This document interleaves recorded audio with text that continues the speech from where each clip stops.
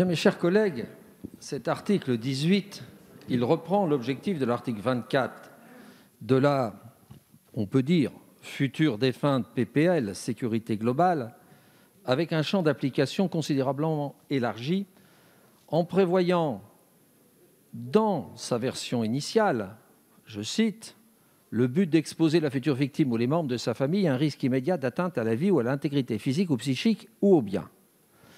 Dans sa version définitive, à l'issue de la commission spéciale, ça a un peu atténué la nouvelle rédaction, les critiques qu'on pouvait adresser à cet article, mais sans les supprimer. En effet, le grand risque de cet article, c'est de porter une atteinte manifeste, même dans sa nouvelle version, à l'exercice du droit à l'information et à la liberté d'expression.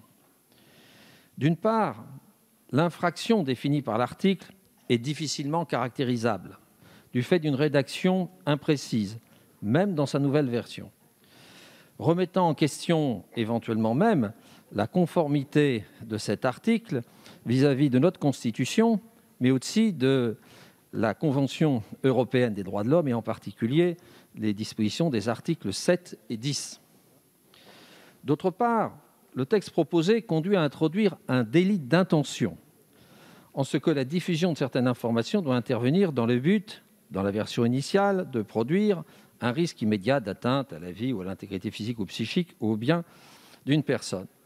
Mais même dans sa version issue des travaux de la commission spéciale, on vise encore un risque direct d'atteinte, etc., à la personne ou au bien. Mais cette recherche d'intention, qui, je le rappelle, ne sera pas contrôlée par la Cour de cassation, conduira à une inefficacité du délit, car tout doute doit profiter au prévenu. Et cet écueil, d'ailleurs, a été notamment souligné dans l'avis du Conseil d'État. Et dans la version issue de la commission spéciale, l'expression que l'auteur ne pouvait ignorer ne peut être acceptée. Ce n'est pas dire que le délit d'intention que la personne ne pouvait pas ignorer, ce n'est pas du droit. Ce n'est pas du droit pénal. Ça c'est pas possible.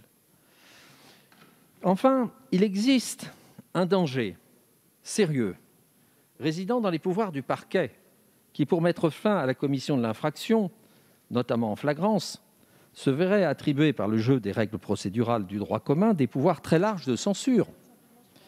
Il aurait, en l'état actuel du droit commun, la faculté d'user de tout moyen pour mettre un terme immédiat à l'infraction qu'il aura constatée et, de ce fait, porter une atteinte directe à la liberté d'expression à sa seule initiative, sans intervention préalable du juge, par exemple du juge des libertés et de la détention, dont la saisine n'est pas envisagée par le projet de texte.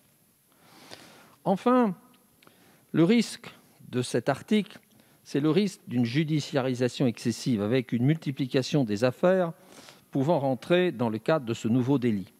Il faut rappeler qu'outre l'atteinte à la vie privée, qui a été prévue par l'article 9 du Code civil, de nombreuses dispositions existent d'ores et déjà dans le Code pénal. Les articles L223-1 du Code pénal, les articles 226-4-1 et L226-22, pour lutter contre ce type de comportement qui pourrait, le cas d'ailleurs échéant, être aménagé, mais dans le cadre de ces articles, à la marge, pour pouvoir poursuivre plus efficacement l'objectif que le gouvernement affiche. Donc, pour toutes ces raisons, une très large majorité des membres du groupe Libertés et Territoires s'opposeront à ce texte de l'article 18. Merci, Monsieur de Courson. La parole